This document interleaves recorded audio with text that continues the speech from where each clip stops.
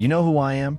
An overconfident boss is failing a project worth $800,000 because he fired an irreplaceable worker. First of all, this didn't happen to me. I was with someone when they got a call about the situation, and then they told me the whole story afterward. It's priceless.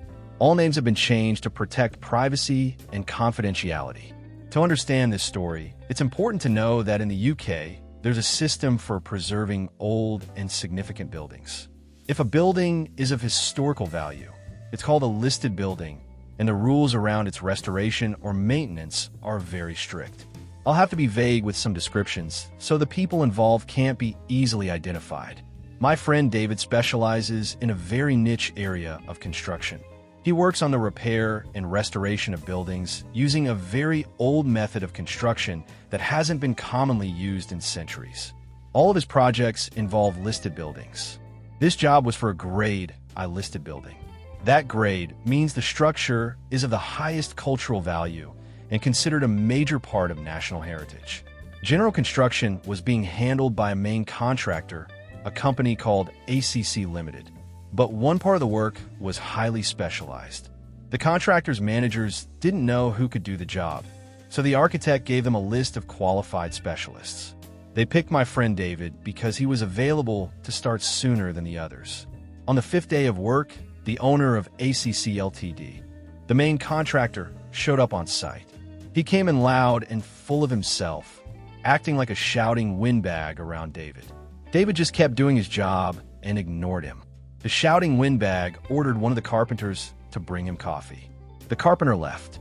The windbag kept strutting around, loudly complaining about delays that, according to him, were costing him a fortune. 15 minutes after the carpenter disappeared, the windbag turned to my friend. "Where the hell is that damn carpenter with my coffee?" "I don't know. Go find him. I'm only here for this work," pointing to the walls. "You work for ACC Limited." I don't care who you think I work for. I'm here under contract for these walls and nothing else. I don't care if you're staff or a subcontractor. You still work for me, so go get me my damn coffee. First of all, I don't like how you're talking to me. Second, my contract is just for these walls. I'm definitely not your errand boy.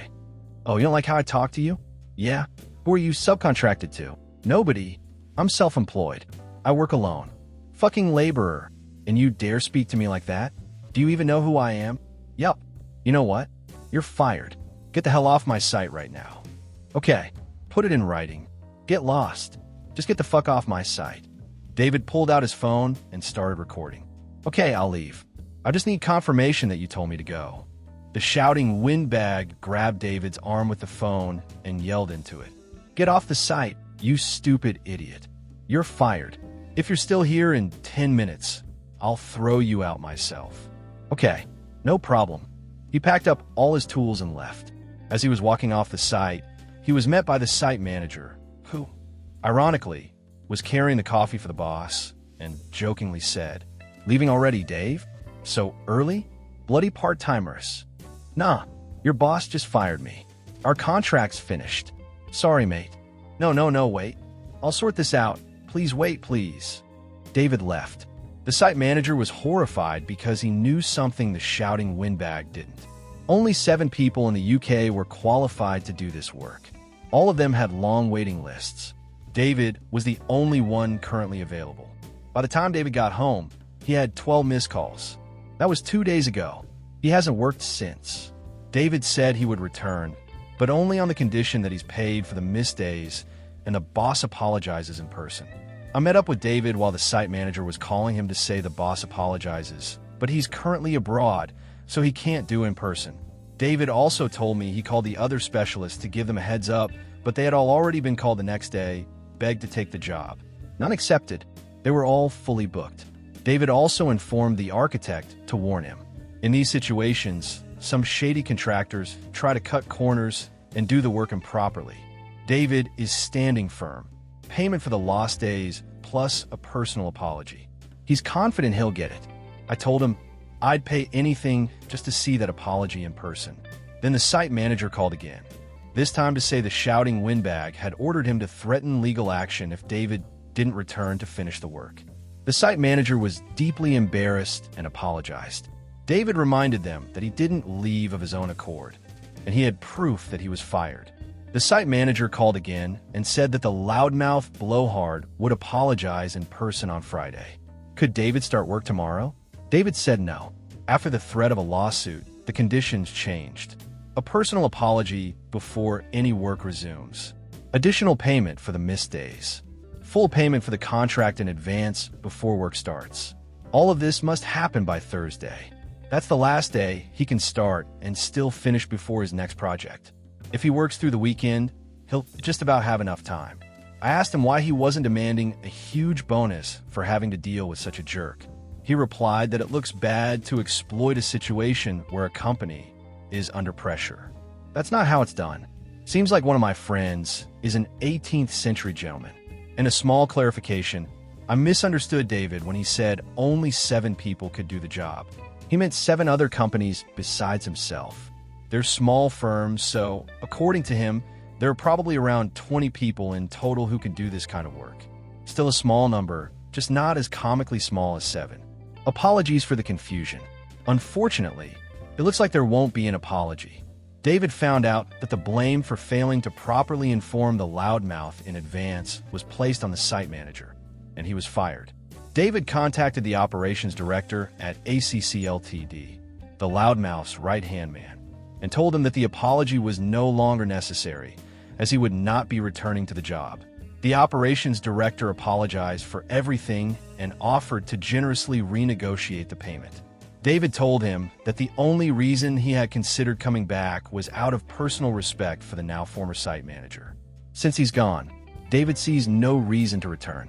The operations director said he would get back to David, but didn't specify why. I asked why David didn't say something like, "Hire him back or I won't return." David explained that the blowhard is too petty and weak to let a craftsman dictate terms. The company has to make that decision on their own. If I tell them to do it, they won't. David noted that the site manager was very good at his job, but he's already 61, and finding a new job just 4 years from retirement won't be easy. Now I respect David even more than I did 3 days ago. This afternoon, David informed the architect of the situation. The architect got in touch with the fired site manager and told him about a company that needed a manager. The former site manager called David around 9 p.m. I had to listen to the call, hearing only one side of the conversation. I probably looked ridiculous, excited like someone who just got a beehive dropped on their head. Then David told me the whole story. The site manager called to thank him and asked what drink David liked, so he could get him a bottle. He hasn't gotten the job yet, but he has an interview with the company on Friday. The architect's recommendation seems to carry weight, so he's feeling optimistic. At first, David declined. "I didn't get you the job, the architect did." To which the site manager replied, "But you're the one who got the ball rolling and told the architect I'd been fired. Because of you, I never have to deal with that vile bastard again." David didn't specify exactly who he meant by vile bastard. We can only guess.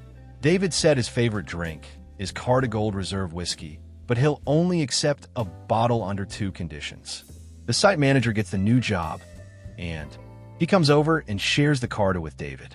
Seems like the friendly narrator who went through all the trouble of writing down this saga for the benefit of the bloated toad won't be participating in the whiskey drinking. As Maestro David so poetically put it, "Get lost, idiot, by your own damn drink." All the news is good, except, sadly, we won't get to witness the loudmouth, blowhard choke on his own apology, a moment I was really looking forward to. Oh, and by the way, I found out that David and the fired site manager know each other outside of work. They both participate in local charities in the same town, different organizations, but they often collaborate. Update number 4. The operations director of ACC Ltd called David to offer to reinstate the site manager and generously revise the payment. David said they missed their window. Now, there's no way to finish the job before his next project starts. The remaining work would take at least 11 days, if everything goes smoothly. Even if he works both weekends, there are only 10 days left until the next job. Too late.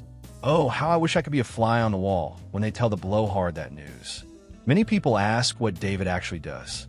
If I said what the job is, it would be way too obvious to the point that you could find his real name and address. Sorry, the reason there are so few specialists like him is because it takes 5 years just to reach a competent level and at least 9 years to become a master. And when doing this work, a master must be present at all times. Update 5. Bad news. The fired site manager didn't get the new job. He met with representatives of the company, but they decided not to hire him. The reasons are still unclear. David is planning to meet with him on Sunday to talk it all through. It's obvious David feels terrible about it, even though it's not his fault at all. The site manager said he's going to file a claim for unfair dismissal. I thought this would be one of those rare win-win situations, but it seems that's not how real life works. Update 6. News about the fired site manager. Turns out things aren't as bad as we first thought. Looks like we misunderstood what happened on Friday. David spoke to him yesterday. The company he met with on Friday really isn't hiring him under standard conditions. That part's true. But they offered him a fixed-term contract for just 18 months, working on the construction of a distribution center. Not ideal, but on the other hand, the pay is slightly higher than what he was getting at ACC. And yeah, it's only 18 months, but it's better than nothing. There's a chance they'll extend the contract if another project comes up. Just a quick clarification to avoid confusion. For us, fixed-term contracts are pretty normal. They just get extended or not. But in Western countries, it's different. People usually work on open-ended contracts, and fixed-term ones are rarely extended. Update 7. David found out they've brought in a Bulgarian to do the work. He had a wide grin when he told me. David thinks he knows what's going to happen. There's a similar, but different, technique that was used in 19th century Sofia on buildings. David suspects the Bulgarian will use that. It looks very similar, but 2 key materials are different. David has decided to wait. He plans to let the Bulgarian finish the job and get paid. After that, he's going to suggest that the planning department and the client inspect those 2 components. If the Bulgarian doesn't know the 17th century English method, he'll have used the wrong materials. That would mean tearing everything out and starting again. The requirements for this type of work are incredibly strict, and I shouldn't want this to happen, but I kind of do. Yes, I'm a petty man. People ask how David will even know whether the Bulgarian did the work correctly. David will know pretty quickly because there are only a few suppliers of one of the required materials. If the Bulgarian contacts them, David will hear about it. In David's words, "We all know each other in this niche and gossip like old ladies." If the Bulgarian doesn't reach out to the suppliers, David will leave it alone until he hears the job is done and the guy's been paid. He doesn't want to jeopardize the man's income. David said, "I don't want the Bulgarian to drag himself here and then leave empty-handed just because I'm eager to get that idiot in trouble. A man's got to earn a living. I'll wait. It'll take the Bulgarian about 3 weeks to finish the work, assuming he doesn't work weekends." David knows tons of people both on-site and at the ACC head office, so he'll know when it's done. Now I just have to sit still for 3 to 4 weeks and pretend I'm not a 7-year-old girl counting down to Christmas. Update 8. David has learned that the Bulgarian immediately got to work. Materials were delivered to him. He didn't bring them from Bulgaria, and he didn't order from the 3 UK suppliers. Only one of those 3 has enough stock for this job, because they had prepared it specifically for David. So it turns out the Bulgarian is using the wrong materials. And David wouldn't let that slide, even if he wasn't annoyed by the loudmouth blowhard. He has a genuine passion for preserving the buildings he works on and is a strong believer in historical accuracy. Now, all that's left is to wait patiently for 3 to 4 weeks. David says that if modern materials are used, the job might be finished sooner. But with 17th century techniques, it takes about 3 weeks. I think I'm starting to lose it a bit. When I called David under a flimsy excuse, he immediately knew I was fishing for updates again. "David, Jesus, should I just wear a body cam so you can see and hear everything as it happens?" "Me, if it's not too much trouble, and could you also hook in phone calls? That'd be amazing." "David, sure, smartass. Should I cover the camera when I'm taking a dump or banging your wife?" "Me, I personally don't do those 2 things at the same time, but hey, to each their own." "David, so you do them separately when you're banging my wife?" "Me, right after she's cleaned the crap-stained sheets from you. Some of us are picky." "David, piss off, neat freak." Click. No goodbye. No speak soon. British manners aren't what they used to be. Update 9. A lot has happened. I know it doesn't look like it, but I do have a life of my own. And I just now heard the news. The owner of the contracting company fired the subcontractor, without realizing that no one else can do the key piece of work. Chaos ensued. Stefan, the Bulgarian, finished the job and went home 2 weeks ago. From what people on site said, Stefan turned out to be a good guy and incredibly hardworking. He was working 12-hour days and weekends to save money on living expenses while in the UK. After learning more about him, David was really glad he'd waited until Stefan got paid. David had already suspected the work was done incorrectly. He checked with the 3 companies that are the only suppliers of one of the rarest materials in the UK. None of them receive an order for this site. Sure, it was technically possible Stefan brought it in from abroad, but no one on site saw any such delivery. So, as planned, David contacted the local planning authority, the client, the architect, and the government heritage agency. He explained his concerns and suggested the least invasive method to inspect the work. Then he waited. It only took a couple of days, but honestly, I've never been this excited and emotionally invested in something that has absolutely nothing to do with me. The first report came from the architect. Wrong technique, wrong materials. Stefan had used a Bulgarian 19th century method instead of the required English 17th century technique. The architect was furious. David said he's never heard the architect swear before, but this conversation was wall-to-wall profanity. According to him, the loudmouth blowhard now has a brand new nickname. And then it got worse. Inspectors examined the site and found a problem. I can't give too many details because the building could be identified. But here's the gist. The contractor damaged part of the structure. There was an internal component that didn't look especially important at first glance, but it was actually a key part of the roof system. They removed it and replaced it with a modern support, cheaper and faster, which is a huge problem. Neither the project manager, the new site manager, nor the crew knew how critical the original structure was. Guess who ordered it removed instead of restoring it properly? Slow and expensive though it may have been? Of course, the loudmouthed idiot. Destroying parts of a protected structure is a criminal offense, something you can actually go to prison for. Even if you avoid jail, it still means massive fines. Now the company is in full blame-shifting mode. Everyone is pointing fingers. The blowhard says he didn't order the removal, but the project manager has email evidence that he did. On Tuesday, the client ordered all of the contractor's staff off the site. A full review is now underway. The contractor will almost certainly be fired. The client has already opened the process for new contractor applications. They also intend to sue the current contractor to recover the costs of repairing and redoing all the incorrect work. The architect estimates the damages at £800,000.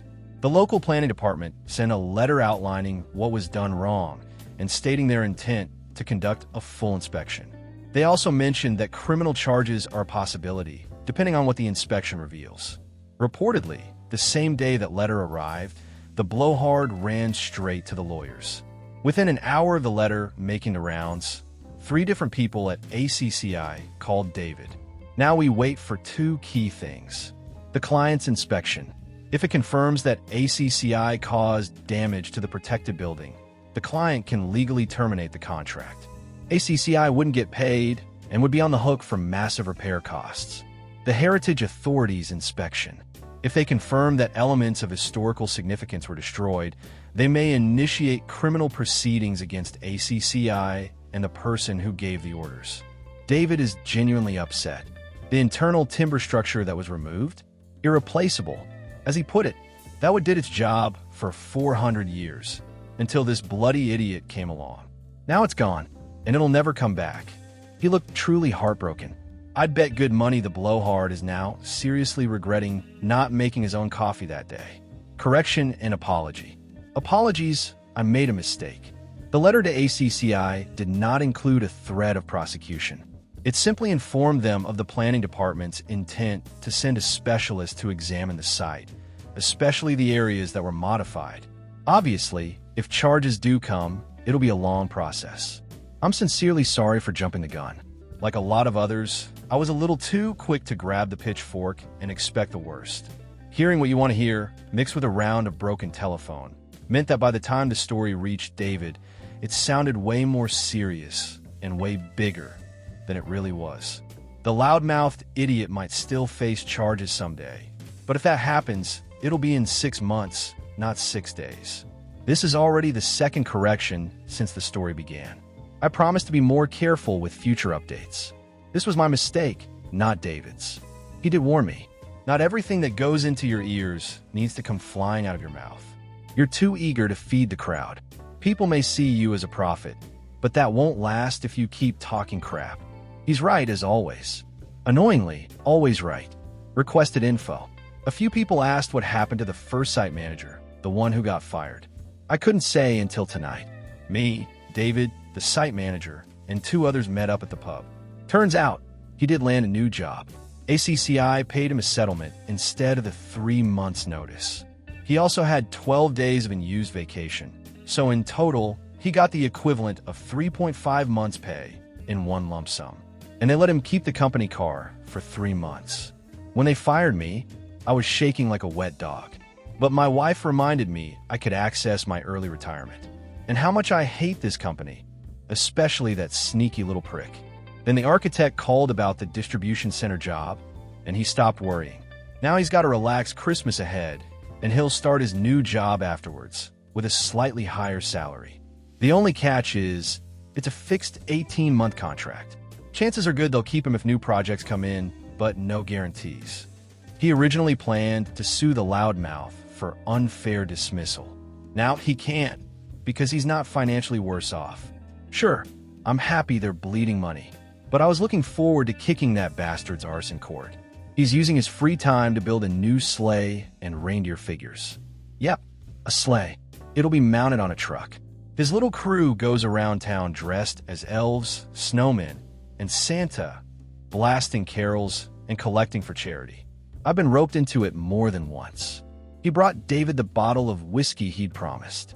David said he didn't need to, but the site manager replied, "A Yorkshireman keeps his word, even to a bunch of soft Southerners like you. Besides, I'm not jinxing this lucky streak." And it was half price. Me and David pointed at him at the same time and said, "Now, that's a proper Yorkshireman." If you don't know, Yorkshire folk have a reputation, plain-spoken and incredibly thrifty. We left the pub and headed to his garage to drink the whiskey and check out the sleigh. If I say how good Carta Gold Reserve is, maybe they'll send me a bottle for free. I'm rambling, because whiskey. It's 1 a.m. Time for bed. Good night. Karma might be catching up. The loudmouth was interrogated. Hard. That doesn't mean charges are guaranteed, but it shows that authorities are getting ready. They did the same with the project manager, and next week, they'll question the fired site manager too. He's not worried.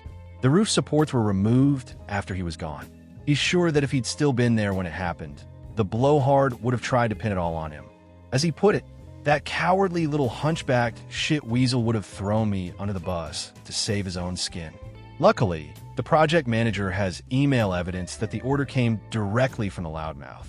The blowhard tried to persuade, and then bribe, him not to hand over the messages. When that didn't work, he threatened him. That backfired. The project manager not only ignored the threats, he also told the investigators that the blowhard asked him to lose the emails. A friend of mine who's a lawyer says that witness tampering and attempted destruction of evidence are crimes on their own. The loudmouth keeps digging a deeper hole. I'll be extremely disappointed if he avoids legal consequences. Biggest news of the week. The loudmouth has been fired.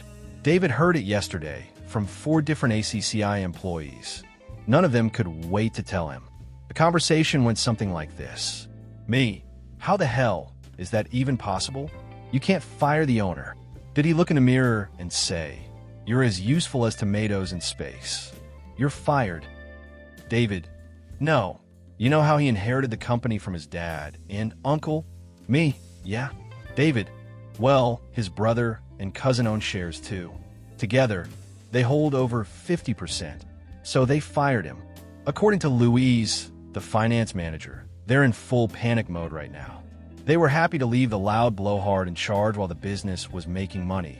but now their golden goose seems very sick. They're afraid that losing this contract, the fines and penalties will kill the business.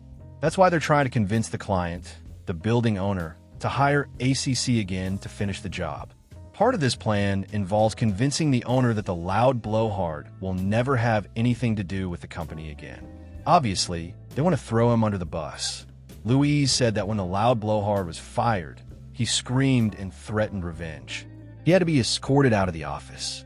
Now he's calling employees, asking questions, and seemingly surprised that no one wants to help him.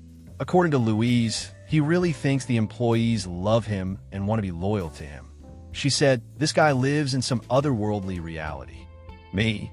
He must be furious? I'd love to see the look on his face at that moment. David, there's something else, but I can't tell you because I promised the person who told me to keep it secret. You're such a troll. How important is this? Huge. Transformative. I wish I could tell you, because this news almost made me feel excited. Damn, this must be something huge, considering it made even that ugly appendage do something other than hang around like the last chicken on the shelf. Your wife must have been thrilled. What a drama. She thinks I should tell her what I was told in confidence. She thinks I should share everything with her because we're married. I explained that it's not my secret to reveal. I was hoping to hear it, though. I appreciate your honesty, dear husband, but now I have an angry wife who thinks I'm an idiot. It seems it'll take a couple of months before this amazing news is revealed, so don't hold your breath. The building owner conducted an inspection. As expected, 2 areas of work were found to be unsatisfactory: the damaged zone and the part that was supposed to be done by David but was done by Stefan. They're extremely unhappy. When protected buildings are damaged, local authorities typically assume the owners try to save money. But in this case, the old, respected organization dedicated to preserving important buildings isn't used to being accused of anything suspicious, and they didn't like having to prove they weren't involved in damaging the building. David said they've completely written off ACC because they've already put out a tender for several contractors who specialize in restoration. Then he rambled on in a bunch of professional jargon that I didn't understand. To put it simply, they've asked several companies to bid on the job. That's an oversimplified explanation, but I don't have the time or patience to explain everything. So fine, let's say they're asking for bids on the work. Condescending bastard. I was hoping this story would reach a climax where the loud blowhard would face some serious consequences, but it just fizzled out while waiting for legal action to unfold. Real life is painfully slow. January 21st. Hi, this is Mark's wife. That idiot asked me to apologize for his silence. He got into a car accident on January 7th. We're sure he'll fully recover, but for now, he'll be offline. I said it's just Reddit stories, but he's an obsessive, crazy person who hates letting people down. So I promised to explain to everyone why he hasn't finished telling a story that they probably don't care about anyway. February 3rd. Hi, this is Mark's wife again. Thanks to everyone for your well wishes. I'll answer the 3 most frequently asked questions. What happened to Mark? His car was in a queue to exit the highway when a large truck rear-ended him. His car got wedged between that truck and another truck in front of him. He has several fractures: nose, left eye socket, and cheekbone, radius and elbow bones, forearm, for bones in his left hand, right tibia and fibula, lower leg, and 4 ribs, one of which punctured his left lung. He also has central vision damage in his left eye, which we hope is temporary.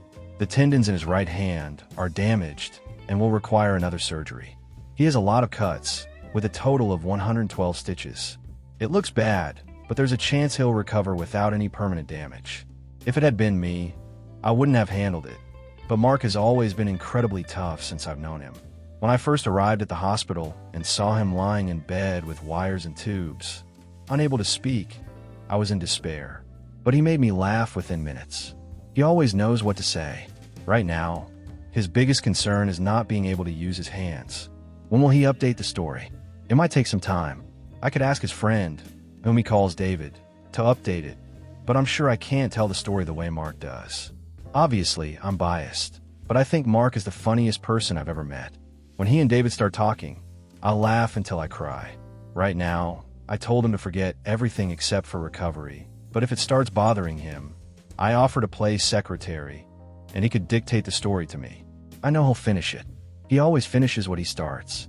I wish I had even a tenth of his self-discipline. Can we send him cards, gifts, or money for medical bills or lost wages? Thank you so much for such kind offers, but that's not necessary. We're in the UK, so thankfully healthcare is free. He doesn't want anyone's money. If anyone feels the need to do something, there's a charity we've supported for a long time. It's called Macmillan Cancer Support. They provide help to people affected by cancer and are always grateful for any amount, big or small. Final update. This account belonged to my husband, Mark. He was writing a story about his friend David and a business owner he called a loudmouth charlatan. Mark was updating the story until he had a car accident in January. At the time, he asked me to let people know he'd been injured and promised to continue the story once he recovered. Unfortunately, just over a week after my last comment, Mark passed away. Everyone thought he was getting better, but without warning, he suddenly lost consciousness and died very quickly. The medics did everything they could to save him, but he suffered an aortic rupture. They said it was likely damaged in the accident, which isn't uncommon in such cases. I'm sorry I didn't update the story sooner, but to be honest, I completely forgot about it. It was only when I came back to reread Mark's words that I saw how many people were waiting for him to finish his story. Thank you to the hundreds of people who left messages wishing Mark a recovery. I'm sorry for leaving you in the dark for so long, but I've been in a state of shock these last 3 months. Mark definitely wouldn't have approved of me keeping everyone in the dark. He'd probably scold me for it. Huge thanks to everyone who donated to Macmillan Cancer Support. I can't express how grateful I am for your kind words. I've cried for hours. It's hard to explain what joyful tears feel like when you've lost someone. I think those who've lost loved ones will understand. Thanks to your messages and comments, much of today has been filled with joyful tears. Your words made me remember all the wonderful things about Mark and why I loved him so much. I started writing this update and gave up about 8 times before I finally gathered the courage. I'm so glad I did. And I realized I want to do one more thing Mark would have wanted. He always finished what he started. I'm going to talk to his friends and find out what happened. I already know some of it, but I'll try to update everyone involved in the story. Fair warning, this won't be like Mark's storytelling. These will be just facts. I don't have even a drop of his talent for storytelling, but clearly many people were waiting for closure. Just plain facts we'll have to accept. Please be kind. I'm going to speak of the person he called David. He's been a true support to me this year. I hope he can tell me everything. I'll write an update as soon as I can. Thank you all so much. You have no idea how much this has helped me. May 25th. Today I woke up angry and I can't shake the feeling. It's a bank holiday in England, and I keep thinking about what Mark and I would be doing if he were still here. He never wasted a holiday. I'm angry because I lost the best person in my life just because some selfish idiot couldn't wait to answer a text message. I can't come to terms with the stupidity and injustice of it. That person will go to prison, but only for a few years. And my Mark is never coming back. Sorry, I just needed a vent. Please, please, please, don't use your phone while driving. And don't tolerate it if you see others doing it. June 3rd. I'd like to mention 2 things. First, thank you to everyone who left a comment.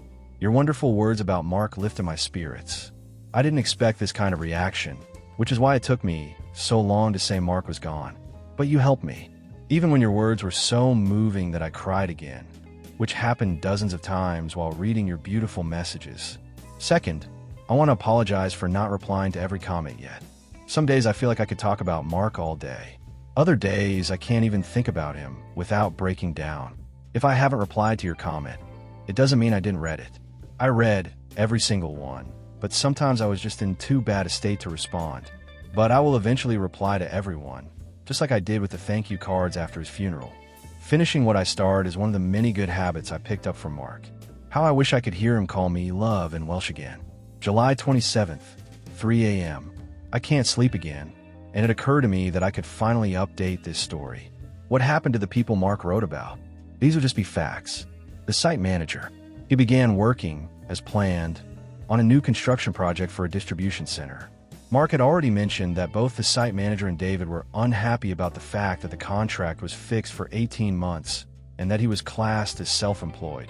That was a disadvantage compared to being an employee, but this was before the COVID-19 pandemic. After it began, most employees were laid off or furloughed without pay. But because of the contract, the company was obligated to continue paying the site manager full wages. What he saw as a disadvantage ended up saving him. The loudmouth charlatan. The last thing David told me about the loudmouth charlatan is that he was forced to give up his share of the business and no longer owns a third of the company. He had to sign a personal liability agreement for his assets in case the company's debts exceed its value. As I understand it, that means if, for example, the debt caused by the charlatan's mistakes is more than the company can pay, he'll have to cover the difference, even if it means losing his home. He was forced to give up his share because the company couldn't continue operating until he was removed. He needs the company to keep running to pay for his legal fees. No charges have been filed against him yet, but that seems almost inevitable. The investigation and preparation before filing charges take a long time. They need to be ready for court once they press charges. It also came to light that in 2011, he received a warning for a similar, though much less serious, incident involving damage to a protected building. David said that during the investigation, local authorities uncovered some violations and passed the case to the tax office. Now the charlatan is also under investigation for VAT fraud. One of the first comments on Mark's story was an expensive cup of coffee. That might be the most generous way to describe the situation. As for the big rumor about the charlatan, there were allegations of harassment, to put mildly, involving an assistant at the ACC offices and possibly other employees. However, it turned out that this was actually committed by the former finance director, not the loudmouth charlatan. And even then, it was only with one employee. Everything else turned out to be rumors. David, both financially and professionally, was probably one of the few people barely affected by the COVID-19 pandemic. He works alone, and issues with social distancing don't affect him, so he continues working almost as usual. What's more, he says that work has even become easier because, in his words, the usual fools no longer trip over my equipment or stick boards into my finished work. However, on a personal level, things aren't going so well for David. Out of everyone, excluding family, he's taking Mark's death the hardest. He tries not to show in front of me when he's around. He's my rock. He literally saved me from myself. He's one of the 3 people I feel I can truly open up to when talking about Mark. Or at least I thought so. Last week, I spoke to David's wife. She was very kind and sympathetic, but she had to ask me to ease up a bit in my interactions with David. He seemed strong to me, but according to her, it's tearing him apart. I knew he and Mark were good friends, of course, but she told me that David is taking Mark's death very hard. In all their years of marriage, she's only seen him cry once, when their dog died. He didn't even cry when his parents passed away. She says now he seems lost and has cried several times. The hardest thing for me to hear was that he cries after he sees me. I feel terrible. Obviously, he was grieving too, but I didn't realize how much I was placing on him. I'm going to be more mindful and stop using him as an outlet for all my pain. I wish she had told me sooner, or maybe I should have noticed myself, instead of being so wrapped up in my own grief. That's all I know for now. Everyone is still waiting to see what charges the loudmouth charlatan will face. If he's found guilty of damaging protected buildings, he could go to prison. If he's guilty of VAT fraud, it's almost certain he'll go to prison. Either way, the fine will be in the 6 figures. David joked that it would be interesting to see if he likes prison coffee. He has a very particular sense of humor. July 27th, 5:30 a.m. I can't sleep again, and I'm watching our wedding video. I thought it might bring me comfort, but now I feel like I've been hit by a bus. Mark's speech completely broke me. He talked about how we met and about returning to the house he was working on with other Marines. One of them asked Mark what was so funny, then asked again, "Why are you smiling? Is something funny? Come on, tell us what's funny." Mark said he couldn't and wouldn't explain it to them.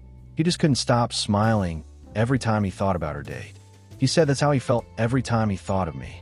On our wedding day, those words made me smile and tear up, but this morning, they destroyed me. I don't think the pain gets easier. It feels like it only gets worse.